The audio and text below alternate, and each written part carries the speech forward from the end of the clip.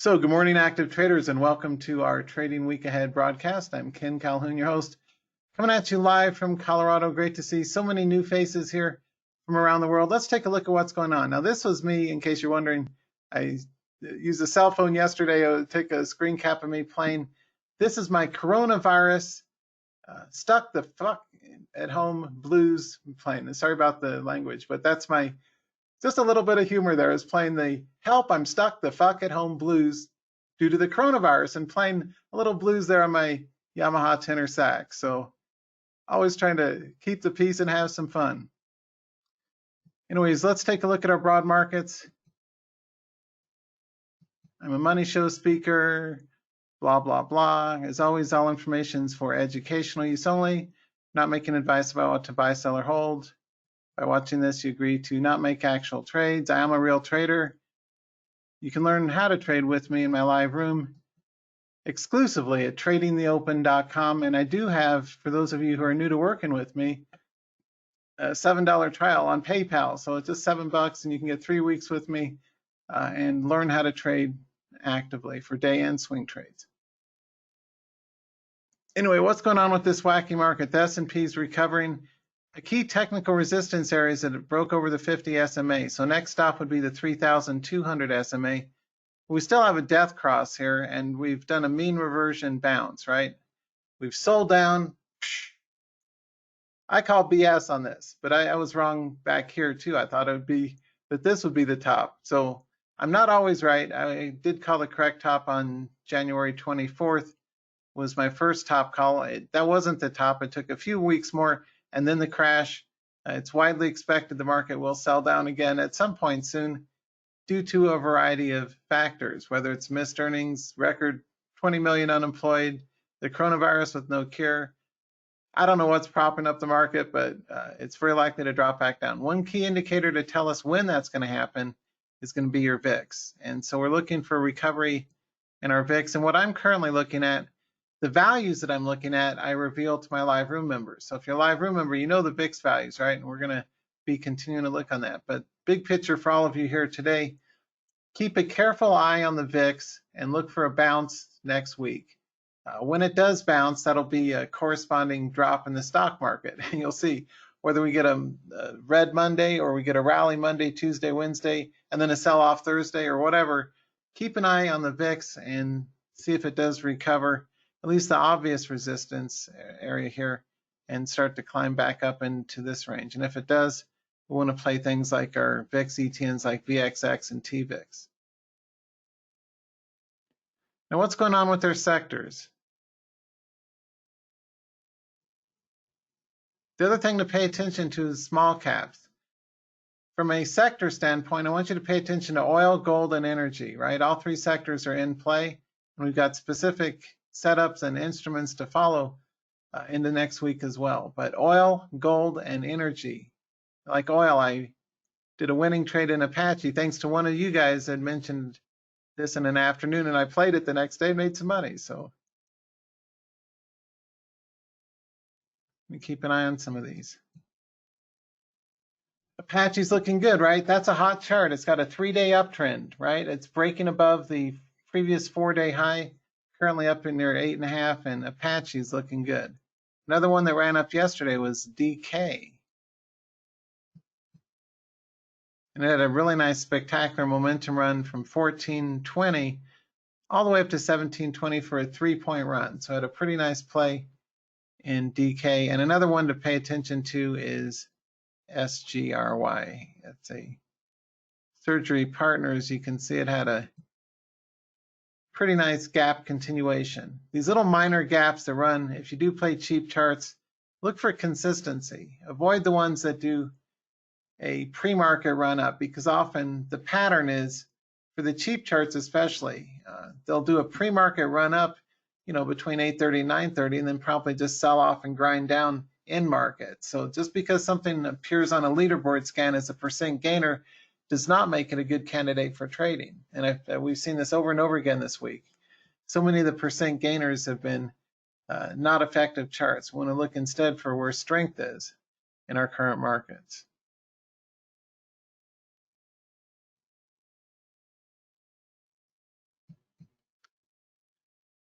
But anyway, we're starting to see these pivots. The gold instrument I'd been trading was NUGT. Starting to slow down though, right? And again, visually, in volatile markets, one thing I want you to pay careful attention to is the height of the one-day candles. And what's the story of the height telling you? Is it increasing in height, preferably green and up, or is it declining in height, starting to turn into flat candles or dojis or other uncertain patterns, right? So Nugget came up off its base near 5 a share, 5.6 a share, doubled all the way up to 12 a share, but this week it's been relatively quiet. That's a gold play, gold ETF, NUGT. That's a declining, price is going down and volatility is going down. That's why I haven't been trading Nugget this past week, because volatility and price are not strong. So I wouldn't be too keen on that for a particular gold play. Instead, I'm going to be looking for some of the others that have better trading ranges and better volatility.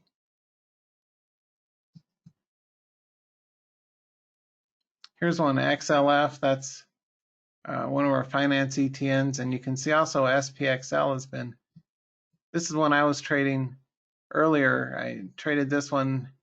I bought some shares Thursday too, and you can see it ran up here on Friday. So this is the S&P, the SPXL instrument. Sorry about that.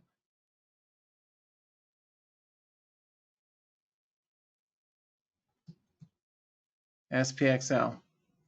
So what else are you guys trading? Let me hear from you. I'll answer some questions too.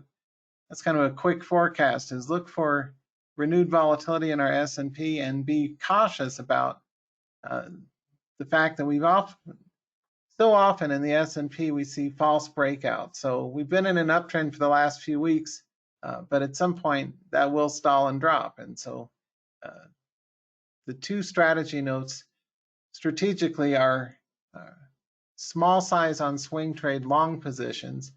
So if say you're bottom fishing the airlines or the casino stocks or the cruise ships or whatever, if you're trading Carnival or American or MGM or Penn Gaming or whatever you're trading, do shorter round trips. That's what I'm finding, at least in my own trades, has worked more effectively, is around 3 or 4 day round trips on swings.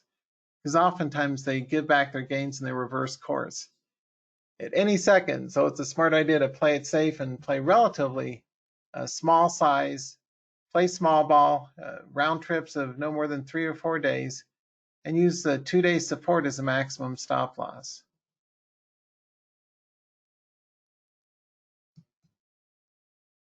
So for example, if you're trading Apache, the maximum drop dead stop loss would be around 730. That's an aggregate 2-day low drop. You wouldn't use way down under 7. Use right under the previous support line.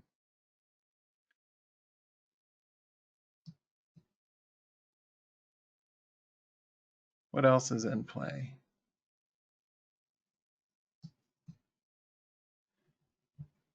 So MPC is a nice bounce too. So these are the kind of charts I want you to cover and start learning with me in Trading Open. And one thing, I've gotten a handful of questions. The explainer video that I created for this, I shot back when I was running the room Tuesday, Wednesday, Thursday, which for the better part of 20 years is the only days I ran it. Now we expanded coverage to run the live room 5 days a week, Monday through Fridays.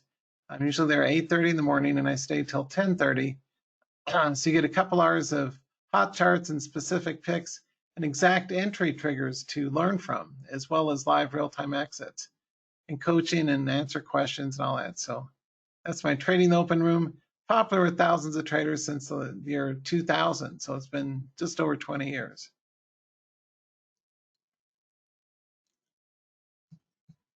And again, get a 3-week trial for just $7 at Trading Open. Let's see what questions. What charts? Wow. Yeah, right. Mukesh is saying jazz keeps the virus terms away. Hey, Jim.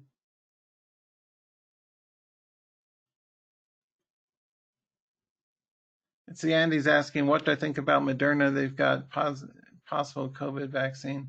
Yeah, Moderna's been one that we've covered extensively for our members.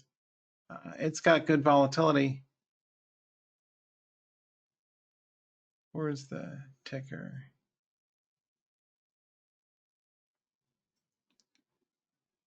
But yeah, Moderna's been strong. It's a little pricey up here though, right? If you look at the Moderna chart, it's up near 50 a share. I called it over 37. Getting close to 50 a share up here in the high 40s. In my live room, for example, on Thursday, and that's the play of the week, it was down here, and live I said, traders, let's go long over 37.30. And it ran all the way to 41. Now that's a really good call, right? And that's the kind of chart pattern you want, is one that when you put on the trade, you get a nice 45-degree angle breakout that runs at least a point or two in your favor. So whether you're day or swing trading it, that would have been a great call for you. But yeah, thanks. That's a good chart.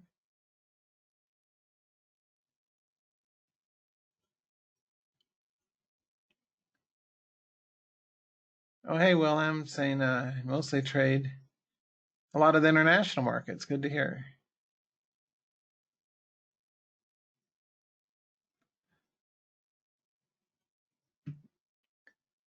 Hey, Don, what price range stocks do I like to trade? I like things usually $15 to $50 a share. My core sweet spot is $20, $30 share range, like this chart. And I like ones with high volume of at least 1 million shares a day. And the reason why is because the percentage, how to say, the cheap charts under $10 have superior percentage leverage, but at the price of inconsistency, and they're all over the place. So, they're what I call pop and drop charts. So I'm a big fan of leverage, and so I like instruments with big ranges, but I prefer 100 to 1, whatever, a huge percentage. I prefer charts that have big multi-point ranges and are relatively consistent and have good, strong trends. You don't see that in the under $10 low float category. Those are the penny stocks. Those are kind of pop and drop video game stocks that are very dangerous and difficult to trade because you've got to get your timing just exactly right and your position sizing and scaling just exactly right. And it's very difficult. So I like to keep things simpler. So I like charts that have big ranges that are like 15, 20, 30, $40 a share. And that's why I like those. And also look at this range. For a swing trade, this would have been great. I've been calling it long for my members for days now. Ran from the low 30s up to the high 40s. So that kind of chart is perfect because, the consistency of the price action and also the potential in terms of how many points it can do well for you. So that's important. I don't like charts like Zoom or Apple or Netflix or Priceline or Amazon because the percentage change is not good enough for the dollar per share you got to pay. So, but yeah, that's a good question. Yeah, that's why. Hey, Jim, I briefly explained 2-day swing strategy. I've got an article coming out in Stocks and Commodities. I think it's next month. So on that, but basically you look at the most recent 2 trading days, if we're going to go back in time here, and we look for breakouts above the 2-day high or breakdowns below the 2-day low. We scale in. If, say, you're swing trading here and it breaks out to new high, that's a perfect opportunity to add to the winning trade. So when you're building a trade, like Build-A-Bear, where you're trying to build a winning trade setup, you look at it like a sequence of trades. And I use the 2-day basis because that's what the high frequency trading algorithms use, right? The previous days, the PDOHLC, previous day's open, high, low, close, sets the tone for and helps us identify price action triggers based on out days, right? An out day is a day outside the previous day's range, which is what you want to focus your life on as a trader. In range days, on the other hand, are horrible, and those are the ones you want to stay clear of.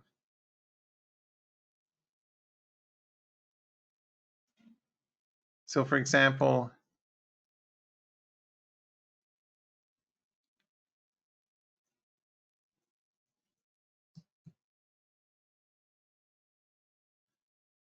let me find an in-range day. This is an in-range day where it started the day off inside the previous day's high-low range, and you don't want to trade those days because they're usually choppy as heck, like this chart was. Instead we like charts like the Moderna chart that had a good run up.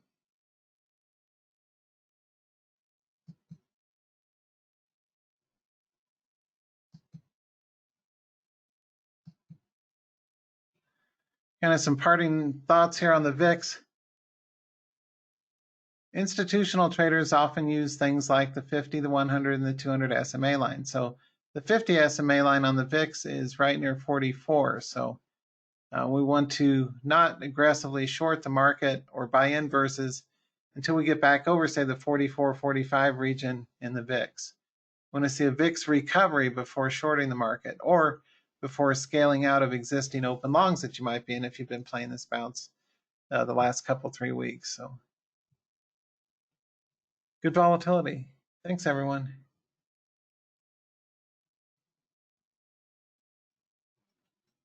We had a good question from a trader. If I have a multi-point change, why does the change percentage matter? It doesn't. The one value of using the percentages or having the percentages available is it tells you at a glance visually how it's doing relative to other instruments. And I always have percentage change calculated from open, not from the previous day's close. That gives me a really great relative strength visual indicator by looking at which are the most green, right? Which ones have the biggest percent change from open that are like SGRY yesterday, right? At 35% change from open. That's stronger than these other two because they're 19 and 13.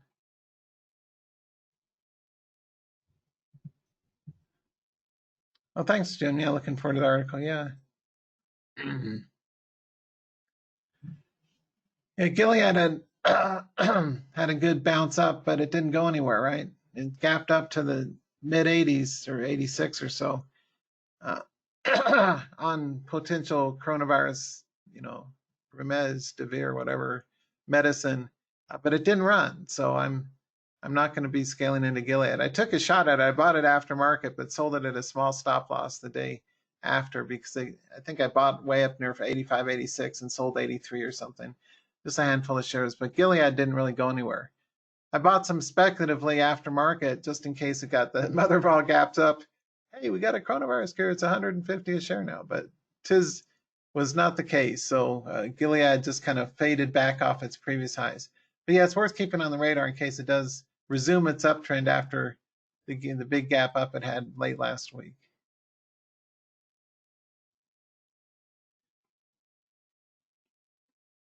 Hey, Steve, did I put the article on my website? Nope. My articles for stocks and commodities are theirs. I write for them, and so the articles are their property, so I can't reprint them on my site. Just subscribe to Technical Analysis of Stocks and Commodities, and you get my articles every week.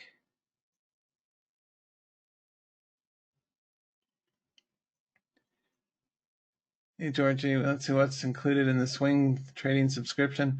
All that information's on the website, so I don't have time to. Well, thanks, Fernando, saying one of the reasons you subscribed to Task was to read my articles. Well, thank you, sir. I appreciate it.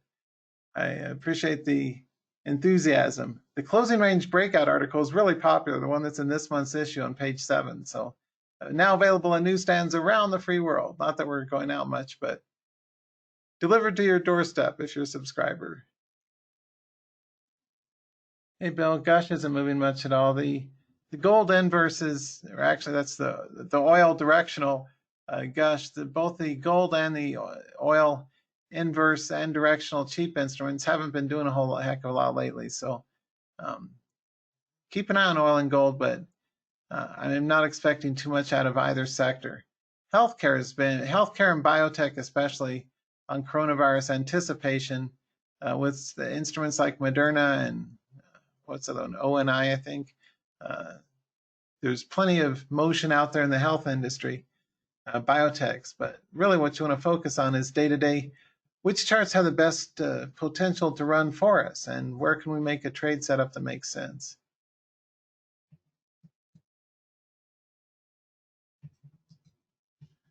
Yeah, back to that Moderna chart. We'll wrap on this. We'll wrap up with Moderna. Definitely headed in the right direction. remember my rule about don't buy 9. So I'm not going to buy this guy for a swing trade between 49 and 50. I'm going to wait for it to break over 50, but that's one that we cover for our members as well. So anyway, great charts. And thank you all so much for being here. I want you to stay safe, do trade smart, and hope to see you in the live room coming up next week. We had so many winning alerts this past week, right? And more to come. So do join me at the live room. Do take care, and I'll see you guys in our next broadcast. Also, just a reminder, I am, for now at least, doing free every single day, 3:30 to 4 broadcast to do market kind of closing bell sessions from 3:30 to 4. And you're welcome to get on that list by going to trademastery.com/TTO free. TTOFREE. So it's trademastery.com/TTO free, and that'll get you on my Monday through Friday sessions.